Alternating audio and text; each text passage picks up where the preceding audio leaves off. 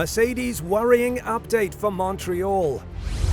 Mercedes have every right to be confident for the upcoming races, as they are flying high at the moment. However, in Brackley they are taking it slow, as the new upgrades might not be what we all thought. Andrew Shovlin warned the fans to not expect a lot from now until the end of the season, which will lower their expectations down again after the Spanish Grand Prix. With Hamilton signing imminent, how is this worrying update going to affect the team's performance?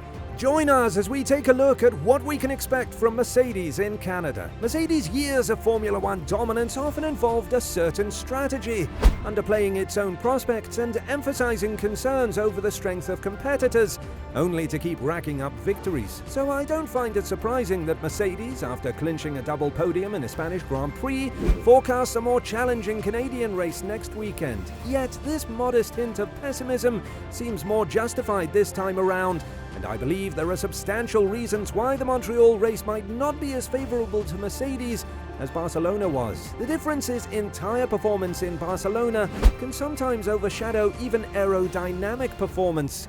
The circuit's elongated high-speed turns have traditionally put significant strain on the left front tyre, a challenge that's been amplified by the substitution of the previous slow final section with an almost flat-out sprint. Trying to pivot an 800-kilogram vehicle 90 degrees at 160 miles per hour while remaining flat in 7th gear places intense stress on the left front tyre. Add to this the cool weather conditions and the hardest set of tyre compounds, and there's a delicate equilibrium to be achieved between qualifying and race performance. The qualifying conditions were so chilly that half the competitors struggled to warm up their front tyres at the beginning of the lap.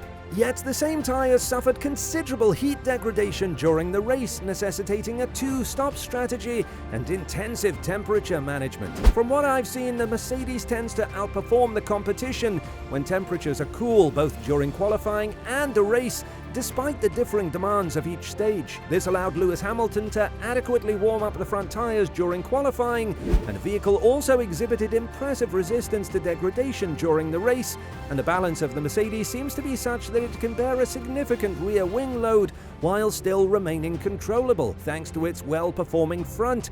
While a low downforce wing setting might be faster for a single lap around the new Barcelona layout, it would almost certainly be slower over an entire race stint. To put it simply, the conditions that favored Mercedes in Barcelona are diametrically opposite to what Ferrari's tyre-hungry, low downforce car needs. Aston Martin's performance dip relative to Mercedes has left it somewhat perplexed at the start of the week. Considering Aston Martin's average form so far in 2023, I would argue that its Barcelona performance is more likely an anomaly rather than the beginning of a downturn. Mercedes doesn't anticipate a sharp fall from the podium contention in Montreal. However, it predicts that it won't enjoy the same level of clear advantage over its closest competitors that enabled Hamilton and George Russell to ascend to second and third positions and stay there, even outpacing Sergio Perez's Red Bull in Spain. However, as most observers focused on the side pods, with Mercedes abandoning their zero pods in favor of a more voluminous downwash design, the team has minimized the impact this change had on their double podium in Spain. They insist it's a collective effort and every component must function harmoniously. In addition to their new floor and front suspension, their upgrade has apparently provided Mercedes with more freedom, as described by Shovlin. This new look car seems to open up new possibilities for the team. It's about trying to play with these geometries to influence the aero platform and try to get a little more stability in the car, Shovlin stated. Probably the new geometry has given us more freedom, because the problem we always had before the last end race week was to get a good front end when cornering was needed and good stability on entry when braking hard and cornering. This compromise was always something we couldn't fix. You always end up with a weak rear when entering or a poor front when exiting corners. So let's hope that these new suspensions take us in the right direction. The significant transformation of the Mercedes vehicle have come with a hefty price tag, though as given that this is the third season of Formula One under a budget cap, Mercedes has already used a large part of their budget on modifying the car, especially on the new front suspension design. Shovlin further elaborated that building a new suspension system isn't cheap, and requires a hefty investment both for its creation and its implementation on the car. Therefore, given the budget cap, the team constantly evaluates its standing in the World Championship. Their future plans for modifications aren't entirely clear.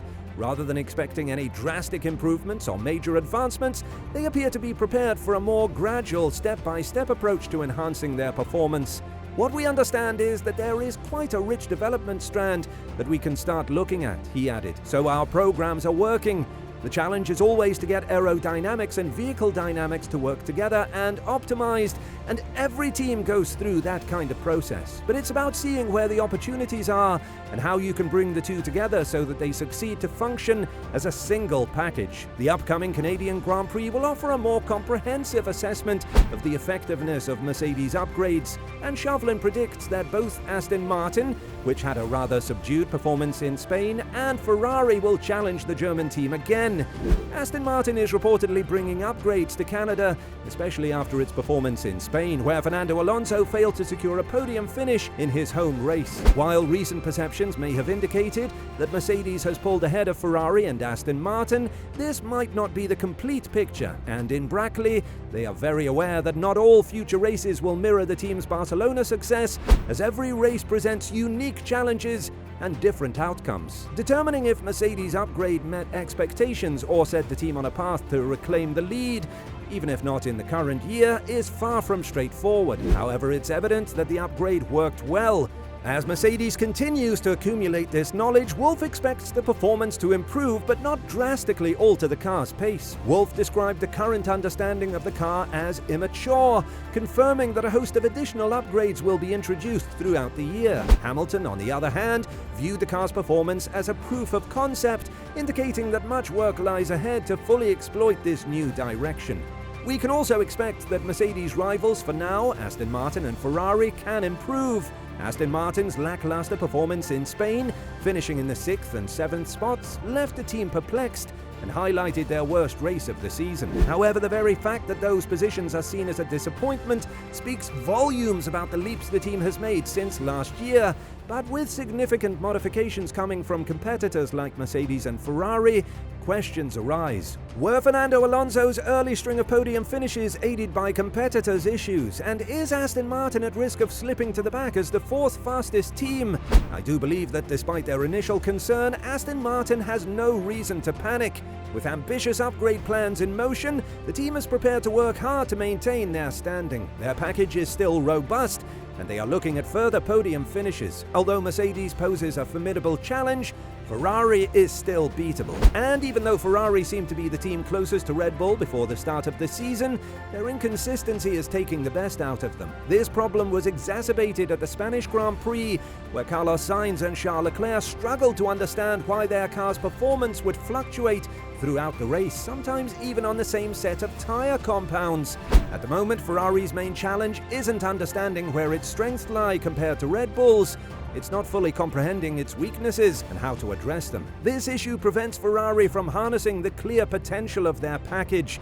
Although it probably has the second fastest car in Formula One over a single lap, races aren't determined by a single lap, but the entire Grand Prix distance. Despite Ferrari opening up a new development direction that could potentially allow them to challenge Red Bull on Sundays later this year or in 2024, their current position doesn't look very convincing. The team appears somewhat adrift, and confusion still reigns supreme. At this point, it's hard to consider them as a substantial threat to Red Bull, at least not on the same level as Mercedes. As for the remainder of the season, for Mercedes, it's mostly about gaining knowledge to ensure that the 2024 car is competitive enough to challenge Red Bull, since they can challenge and even beat Ferrari and Aston Martin. But it's not going to be easy. It's going to be a long journey to squeeze the best out of this shift in direction and gear up for a tough competition in the future. What do you think about Mercedes? Should they be worried about the next Grand Prix in Canada? Let us know your thoughts and opinions in the comments below. As always, like and subscribe, and thank you for watching Racing Zone. See ya!